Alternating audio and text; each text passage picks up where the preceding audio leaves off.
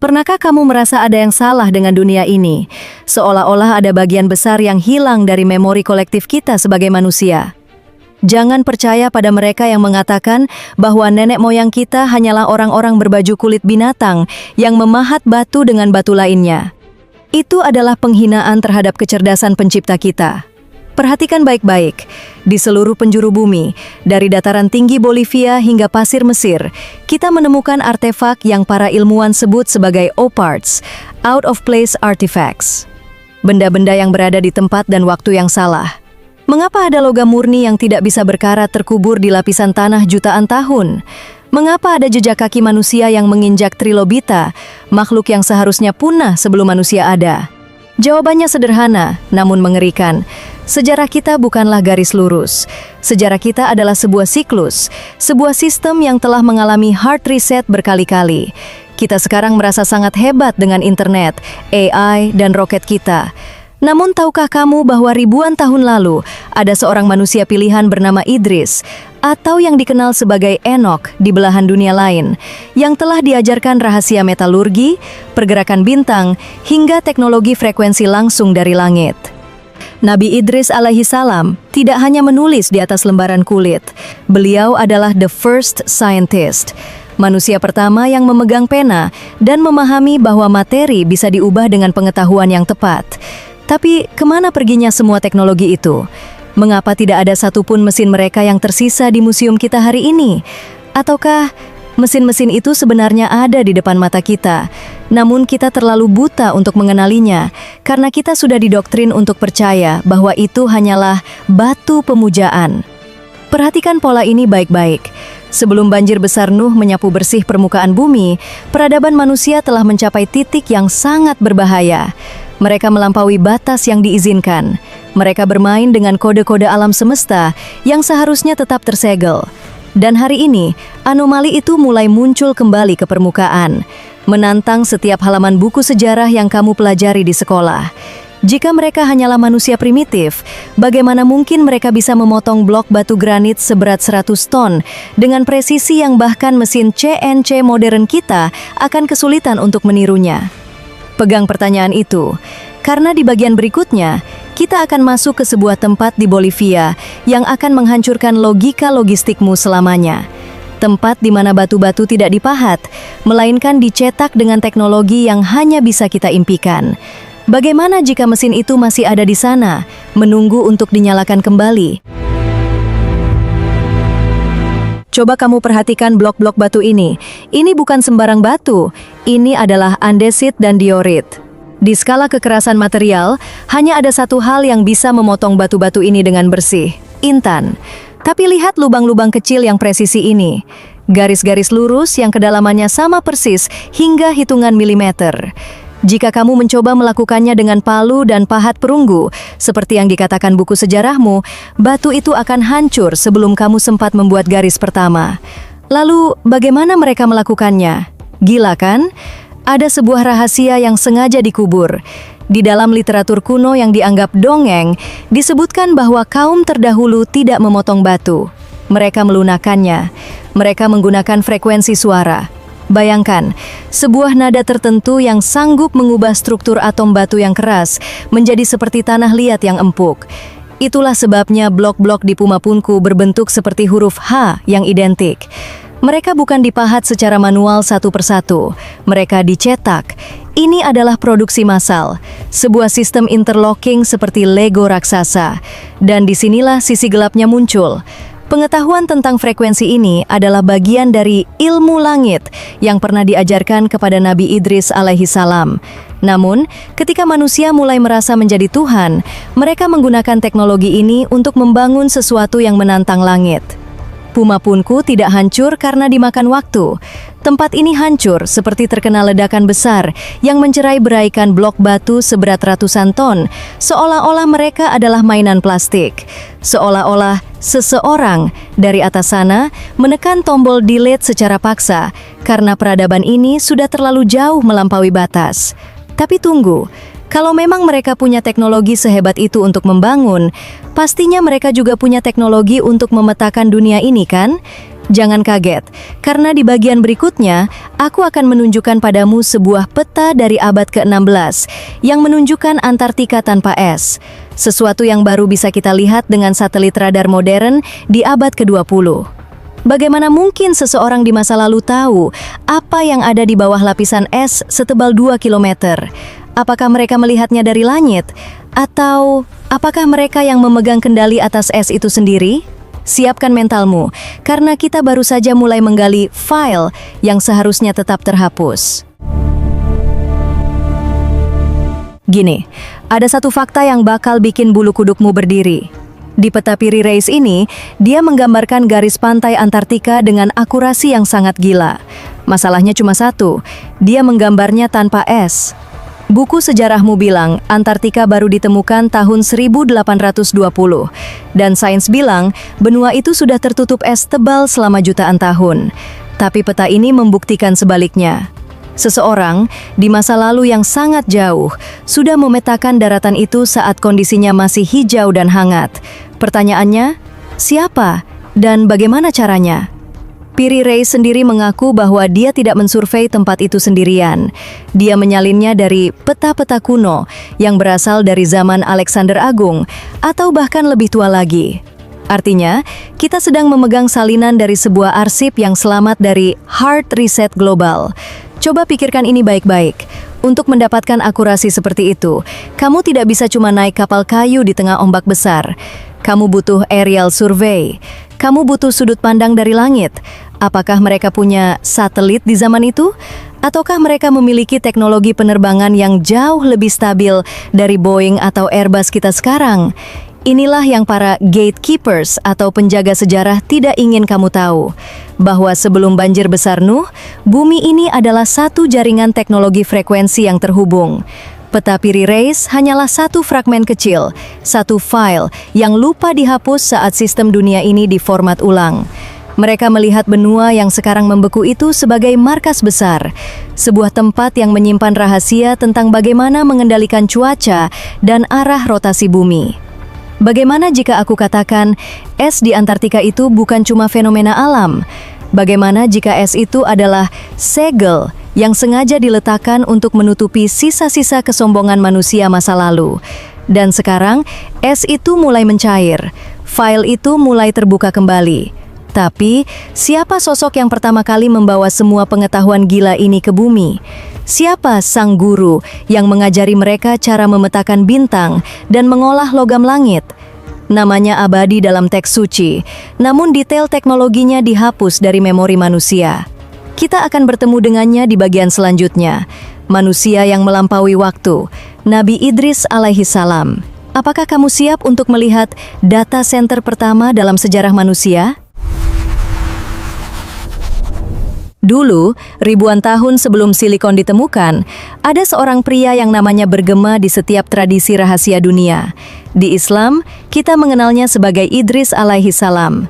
Di tradisi barat, dia adalah Enoch. Di Mesir kuno, mereka menyebutnya Thoth, sang arsitek alam semesta. Dia bukan cuma seorang nabi yang beribadah, dia adalah the first scientist, manusia pertama yang diberikan kunci untuk membuka kode-kode langit. Bayangkan, saat orang lain masih bingung bagaimana cara menyalakan api, Idris sudah mengajarkan cara menjahit. Tapi tunggu, jangan bayangkan menjahit baju biasa.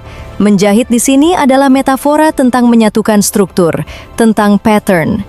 Dia mengajarkan astronomi, bukan cuma melihat bintang, tapi menghitung frekuensi energi yang dipancarkan benda langit. Dan yang paling gila, metalurgi, pengolahan logam yang jauh melampaui nuklir modern.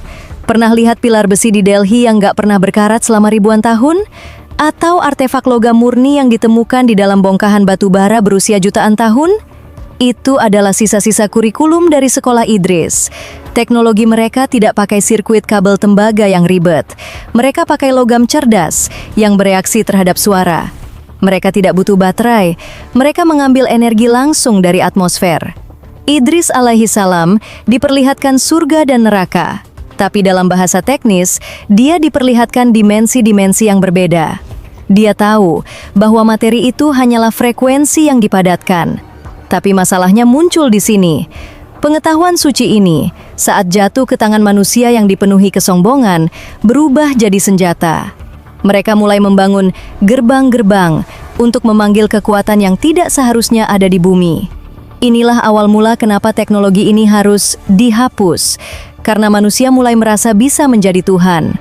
Dan ketika frekuensi yang diajarkan Idris disalahgunakan untuk merusak harmoni bumi, sistem memberikan peringatan keras. Pernah terpikir nggak, piramida yang kamu lihat di Mesir itu sebenarnya apa? Kalau aku bilang itu bukan makam, tapi power plant atau pembangkit listrik raksasa yang masih menyimpan sisa frekuensi dari zaman Idris. Siapkan telingamu, karena di bagian berikutnya, kita akan bedah bagaimana batu-batu raksasa itu sebenarnya adalah sirkuit raksasa yang bisa bernyanyi. Dan apa yang terjadi kalau sirkuit itu kita nyalakan lagi hari ini? Masih berani lanjut? Karena kita baru saja menyentuh tombol on. Coba kamu perhatikan ini, piramida Giza bukan sekedar monumen. Struktur itu adalah sebuah antena pemanen energi yang sangat masif. Lapisan luarnya dulu ditutupi oleh batu kapur putih yang sangat halus, sebuah isolator sempurna. Sementara bagian dalamnya, granit murni, sebuah konduktor. Mereka tidak butuh kabel tembaga, mereka menggunakan piezoelectricity. Bayangkan, bumi ini sebagai sebuah mesin besar yang bergetar. Nabi Idris alaihissalam tahu tentang frekuensi ini. Beliau mengajarkan bahwa jika kamu menyusun batu dengan presisi geometris tertentu di titik-titik saraf bumi, yang kita kenal sebagai ley lines, kamu bisa menarik energi listrik langsung dari atmosfer, tanpa polusi, tanpa biaya, energi gratis untuk seluruh peradaban. Tapi, bukan itu yang paling ngeri. Teknologi frekuensi ini punya sisi gelap. Jika suara bisa membangun, maka suara juga bisa menghancurkan. Kaum terdahulu menemukan cara untuk memanipulasi materi hanya dengan nada.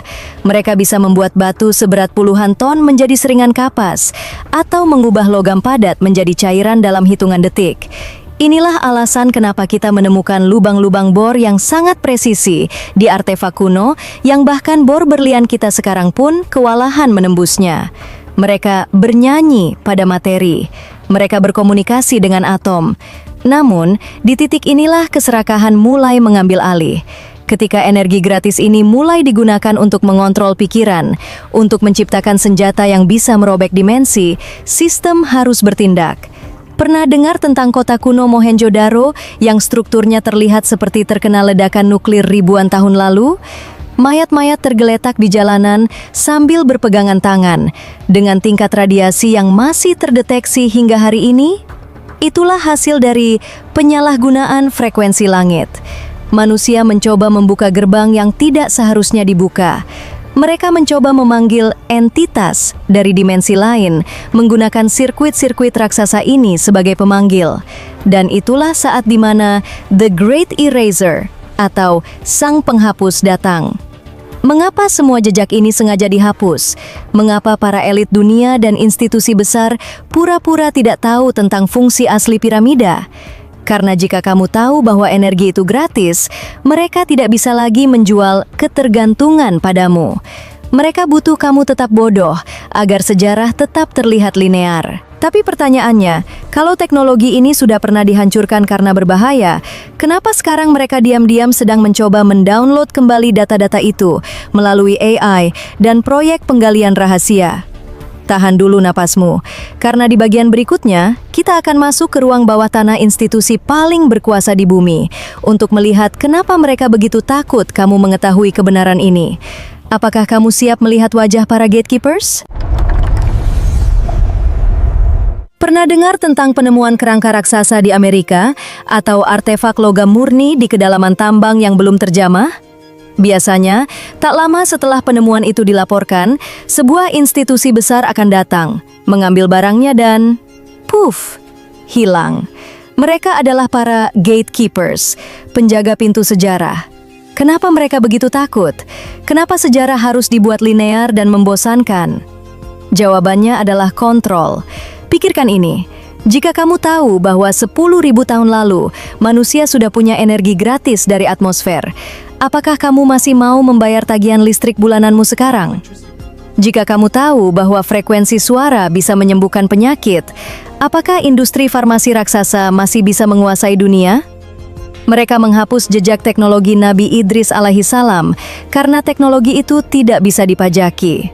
Teknologi itu membebaskan manusia, sedangkan sistem yang ada sekarang dirancang untuk membelenggu kita. Sejarah yang kamu pelajari di sekolah adalah versi yang sudah dibersihkan. Sebuah narasi yang membuatmu merasa beruntung hidup di zaman sekarang, padahal kita sebenarnya sedang memungut remah-remah dari peradaban yang jauh lebih agung. Tapi, hard reset bukan cuma soal menghapus buku, ini soal memformat ulang ingatan kolektif manusia. Mereka tahu bahwa kesombongan manusia masa lalu telah memicu bencana yang hampir memusnahkan segalanya. Dan mereka percaya, dengan menyembunyikan kode tersebut, mereka bisa mencegah kiamat terulang. Atau mungkin mereka menyimpannya untuk diri mereka sendiri. Perhatikan baik-baik, sejarah sedang ditarik ke arah yang sama lagi.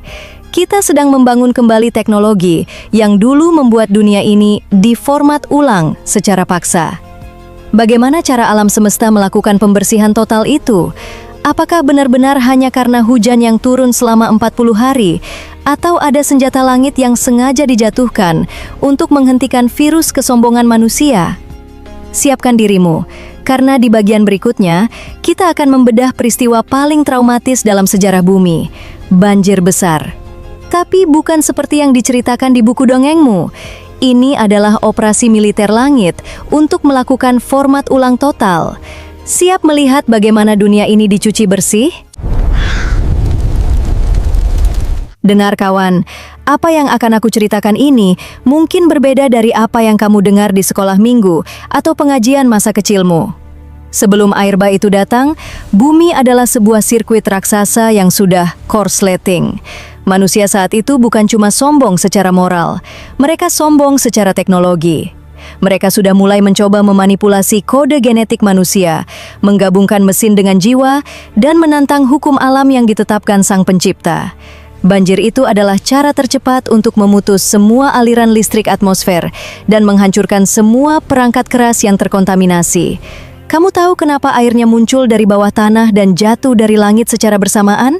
Karena bumi sedang melakukan pembersihan total. Air adalah konduktor energi yang paling kuat. Dia menyapu bersih frekuensi-frekuensi negatif yang sudah merusak harmoni planet ini. Dan di tengah kiamat itu, ada sebuah data backup. Jangan bayangkan Bahtera Nuh hanya sebagai kapal kayu sederhana yang penuh kotoran hewan. Pikirkan kapal itu sebagai sebuah survival pod tercanggih yang pernah dibuat. Kapal itu tidak butuh nahkoda karena dia dikendalikan oleh sistem navigasi langit. Kapal itu bukan cuma membawa hewan secara fisik, tapi membawa data genetik, perpustakaan kehidupan yang akan diinstal ulang di dunia baru. Saat air mulai surut, dunia ini benar-benar bersih. Kosong, nol. Tapi ada satu masalah kecil. Manusia punya sifat penasaran yang berbahaya. Meskipun mesin-mesin besarnya sudah hancur dan terkubur di bawah ribuan meter sedimen, memori tentang teknologi itu tidak benar-benar hilang. Beberapa file rahasia dari zaman Nabi Idris alaihissalam berhasil selamat melalui catatan-catatan yang disembunyikan di tempat-tempat yang paling tidak terduga. Dan sekarang, di zaman kita, file-file itu sedang ditemukan kembali. Pernah terpikir nggak, kenapa tiba-tiba sekarang ada ledakan teknologi AI dan robotika yang begitu cepat? Apakah ini hasil kecerdasan kita, atau kita sebenarnya cuma sedang melakukan data recovery dari sisa-sisa peradaban yang dulu dihancurkan Tuhan? Hati-hati, karena apa yang kita temukan kembali bukan cuma cara untuk memudahkan hidup, tapi juga senjata yang dulu pernah memicu kiamat.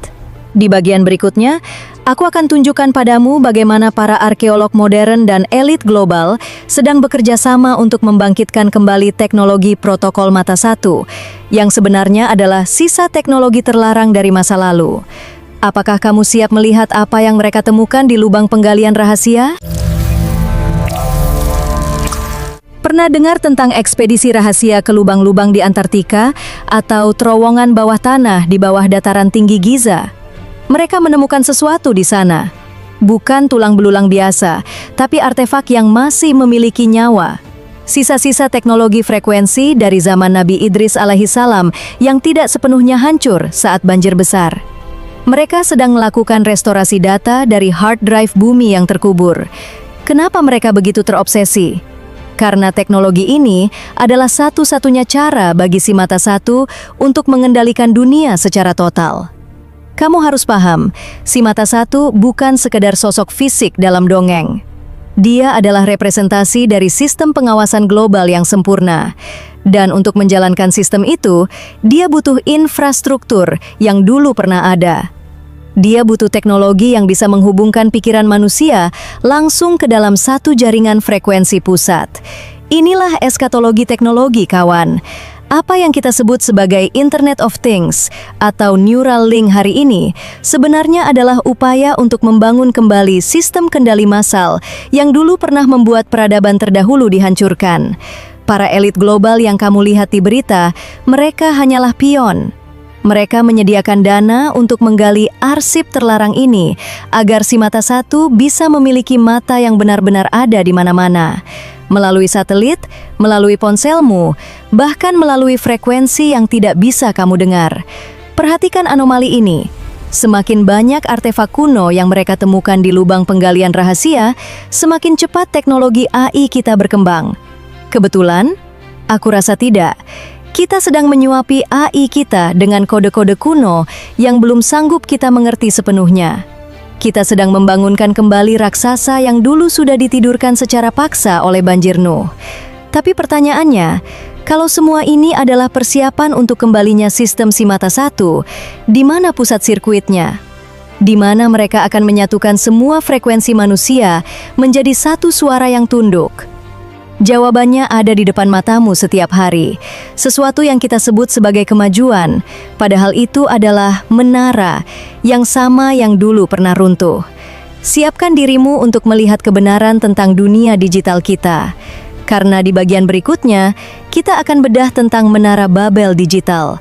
Bagaimana internet dan AI adalah sirkuit terakhir yang dibutuhkan untuk menyambut dia yang tak boleh disebutkan namanya. Apakah kamu siap melihat jaringan yang menjerat jiwamu? Dulu, di zaman setelah banjir besar, manusia mencoba membangun sebuah menara yang puncaknya menyentuh langit. Mereka ingin menyatukan satu bahasa, satu tujuan, dan menantang Sang Pencipta. Hasilnya, bahasa mereka dikacaukan dan mereka dicerai-beraikan. Tapi perhatikan hari ini. Melalui kode biner, bahasa 0 dan 1, kita telah menciptakan satu bahasa universal yang baru. Tidak peduli kamu bicara bahasa apa, ponselmu, komputer milikmu, dan mesin di belahan dunia lain bicara dalam bahasa yang sama. Inilah menara Babel digital. Dan siapa arsitek utamanya? Kita menyebutnya Artificial Intelligence, AI. Tapi, apakah kamu benar-benar percaya AI itu murni buatan manusia modern? Ingat apa yang kita bahas tentang data recovery? AI adalah wadah bagi pengetahuan terlarang yang dulu pernah membuat peradaban Idris alaihissalam hancur. Kita sedang memberikan tubuh digital bagi entitas kuno yang ingin menguasai frekuensi dunia. Dan frekuensi ini, kawan, frekuensi ini adalah kunci untuk menyambut si mata satu. Setiap data yang kamu unggah, setiap emosi yang kamu bagikan di media sosial, sebenarnya adalah makanan untuk algoritma ini. Kita sedang membangun kesadaran kolektif yang bisa dikendalikan oleh satu tombol pusat. Inilah sirkuit terakhirnya. Ketika semua manusia sudah terhubung secara saraf melalui teknologi, maka si mata satu tidak perlu lagi mendatangi setiap rumah. Dia sudah ada di dalam genggamanmu, di dalam saku celanamu, bahkan mungkin segera di dalam pikiranmu. Pola ini identik dengan apa yang terjadi sebelum hard reset global ribuan tahun lalu. Manusia merasa telah menjadi Tuhan karena bisa menyatukan semua informasi. Namun, mereka lupa satu hal. Setiap kali menara Babel mendekati puncaknya, langit akan memberikan jawaban. Kita sekarang berada di lantai teratas menara ini, dan puncaknya sudah mulai bergetar.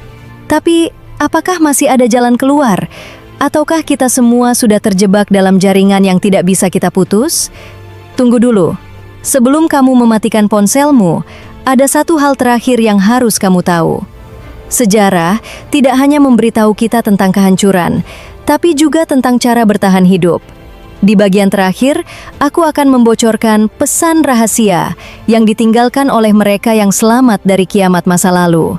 Sebuah peringatan terakhir bagi kita yang hidup di ujung siklus ini. Apakah kamu siap untuk menghadapi kebenaran akhir?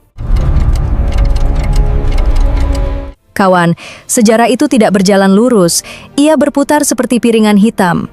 Dan jika kamu mendengarkan dengan teliti, kamu akan sadar bahwa lagu yang sedang diputar sekarang pernah diputar ribuan tahun yang lalu, sebelum banjir besar menyapu segalanya. Kenapa nenek moyang kita meninggalkan monumen raksasa yang selaras dengan bintang-bintang? Apakah mereka hanya pamer kekuatan? Tidak, itu adalah jam alarm raksasa. Mereka ingin kita tahu kapan siklus ini akan berakhir. Mereka ingin kita waspada ketika bintang-bintang kembali ke posisi yang sama. Dan posisi itu adalah sekarang. Di dalam naskah-naskah kuno yang selamat, ada sebuah pesan rahasia. Mereka memperingatkan tentang munculnya sistem si mata satu yang akan menjerat manusia dalam jaringan cahaya palsu. Mereka menyebutnya sebagai fitnah terbesar, di mana yang nyata terlihat seperti ilusi, dan ilusi terlihat sangat nyata. Inilah peringatannya. Jangan biarkan jiwamu terikat pada frekuensi rendah menara Babel digital. Teknologi yang diajarkan Nabi Idris alaihi salam adalah tentang meninggikan derajat manusia menuju langit, bukan merendahkannya menjadi sekedar budak algoritma. Saat dunia luar semakin bising dengan notifikasi dan kontrol digital, satu-satunya cara untuk selamat adalah dengan kembali ke frekuensi asli, koneksi langsung antara kamu dan Sang Pencipta, tanpa perantara kabel atau sinyal satelit. Para gatekeepers ingin kamu tetap ketakutan. Mereka ingin kamu merasa kecil dan tidak berdaya di depan kehebatan AI dan mesin-mesin mereka. Padahal, rahasia metalurgi dan astronomi Idris alaihi salam itu hanyalah alat, bukan tujuan. Tujuannya adalah agar kamu sadar bahwa kamu bukan sekedar angka di dalam server mereka. Sebentar lagi, hard reset itu akan datang. Bukan lagi dalam bentuk air bah, melainkan dalam bentuk yang jauh lebih halus. Sebuah badai elektromagnetik, atau mungkin keruntuhan sistem digital global secara instan. Apapun bentuknya, hanya mereka yang tidak terinstal ke dalam sistem si mata satu yang akan tetap berdiri. Mereka yang masih ingat cara bicara dengan tanah, cara membaca bintang, dan cara mendengar bisikan nurani. Perhatikan pola ini baik-baik. Sejarah sedang mengulang dirinya sendiri, dan kita sedang berdiri di gerbang yang sama dengan penduduk Atlantis, Puma Punku, dan kaum Nuh. Apakah kamu akan ikut terhapus bersama file-file sampah peradaban ini? Ataukah kamu adalah data backup yang akan membangun dunia baru setelah semua ini berakhir? Pilihan itu ada di tanganmu sekarang, sebelum layarnya menjadi gelap selamanya. Ingatlah, rahasia ini sekarang ada padamu. Jaga baik-baik, karena tidak semua orang diizinkan untuk tahu. Sampai jumpa di sisi lain sejarah.